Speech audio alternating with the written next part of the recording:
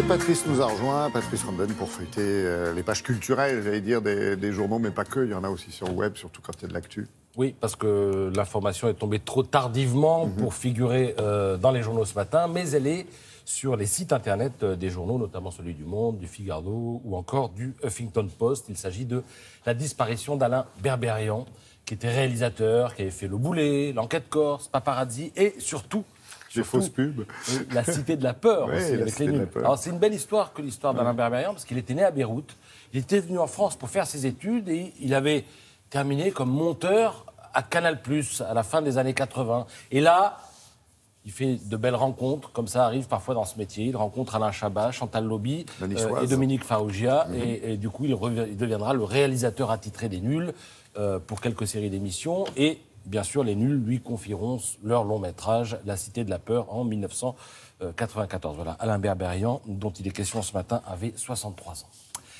Quel acteur mérite le plus gros salaire? Alors, si Charlotte était là, j'aurais posé la question, elle aurait peut-être eu une idée, mais il s'avère qu'il n'y a pas besoin de décrocher un Oscar pour être un homme en or, puisqu'on s'aperçoit, à la lecture du Parisien ce matin, qui relaie un article du magazine Forbes, que l'acteur le mieux payé, c'est Mark Wahlberg, le héros de Transformers, 68 millions de dollars. Vous pouvez répéter le chiffre? 68 millions de dollars. Un 6 et un 8 à côté. Voilà. Ouais. Alors, numéro 2, Dwayne Johnson, le héros de Alerte à Malibu, 65 millions de dollars. Ouais, c'est tout. Ensuite, Vin Diesel, le héros de Fast and Furious, 54 millions. Adam Sandler, copain pour toujours, 50 millions. Et puis en 5e position, Jackie Chan.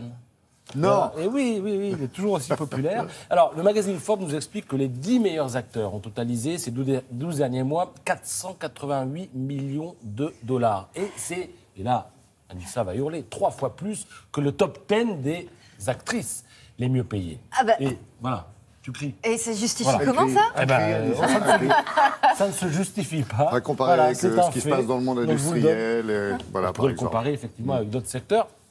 Et la femme, l'actrice la mieux payée, alors elle a 28 ans. Vous avez une petite idée si je vous dis La La Land? Emma Stone, avec 26 millions de dollars. Ce qui est déjà là pas aussi, mal. il y a une différence entre les hommes et les femmes pour les salaires? Oui, voilà. Bah oui. C'est marrant. Alors, réponse photo. Hier, je vous ai fait le palmarès des photos des lecteurs en couleur. Avec du orange et du Aujourd'hui, bleu. noir et blanc, Ouais. évidemment. Alors, regardez, 100 € pour l'auteur, c'est une femme d'ailleurs, de cette photo, qui a été prise en Bolivie dans un refuge animalier, celui de Samaipata. Apparemment, il est assez célèbre. Et en fait, les animaux qui sont dans ce refuge sont des animaux blessés, qui sont soignés par des bénévoles avant d'être mis en liberté. Et quand on sait ça, on mesure encore plus la profondeur du regard de cet animal. Ça a l'air d'être un singe. Il y a presque de la reconnaissance dans son visage. En tout cas, ça crée des liens. Ouais, De soigner il y en a des un. animaux.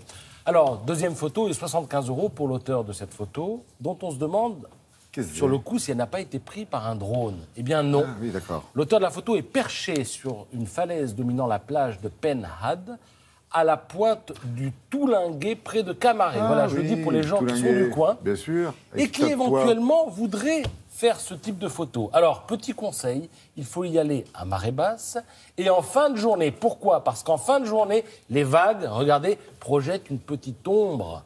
Et c'est ça qui donne du volume à la photo. Sinon, on aurait l'impression d'une photo plate. Voilà. Ce C'est la sont des première petits à gauche en sortant après Brest. Non, mais c'est vrai. Non, mais c'est des petits détails qui permettent de faire de belles photos. Et alors, troisième prix est 50 € pour l'auteur de cette photo. C'est le papa qui prend la photo, regardez. Alors, Il est à l'instant crucial. mon Dieu. Oui, le papa a demandé la permission, elle lui a été accordée, et du coup, il a pris la photo La création du monde. Voilà. Oui, vu de l'autre côté. C'est le ça. contre-champ de la création du monde, et la tête que vous voyez n'est pas celle du bébé, mais celle de la sage-femme, avec toute la tension attentive qu'on peut lire dans son regard. Oui, c'est pas un regard curieux. C'est juste intéressant. Je vous parlais tout à l'heure d'un livre dont l'Express publie les bonnes feuilles, livre signé Bernard Ravet, qui est principal de collège à Marseille.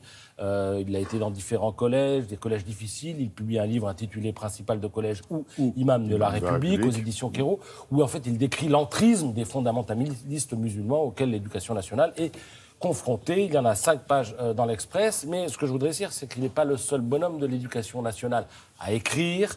Parfois, on a l'occasion de se marrer aussi, et je vous conseille donc le livre d'un proviseur. Il s'appelle Patrice. Ah, il se lâche. Très beau prénom. Patrice Romain. Après, voilà, ça s'intitule « Quand un proviseur se lâche » et ça regroupe toutes les Très drôle. lettres que ce proviseur a envoyées tout au long de sa carrière. Parce qu'il Il a aurait commencé pu un les style. écrire suite à des situations qu'il décrit, et c'est très drôle. Et certaines ont été envoyées et c'est très très drôle. Alors vous en voulez une petite, Ah, madame? non, pas trop Pour le temps, attribuer mais les bon. 200 casiers individuels du collège, nous avons tout simplement procédé par ordre alphabétique. Votre enfant n'a donc aucune raison de se sentir humilié parce que son casier est en bas. Tout simplement. Merci. Mais il y en a plein d'autres.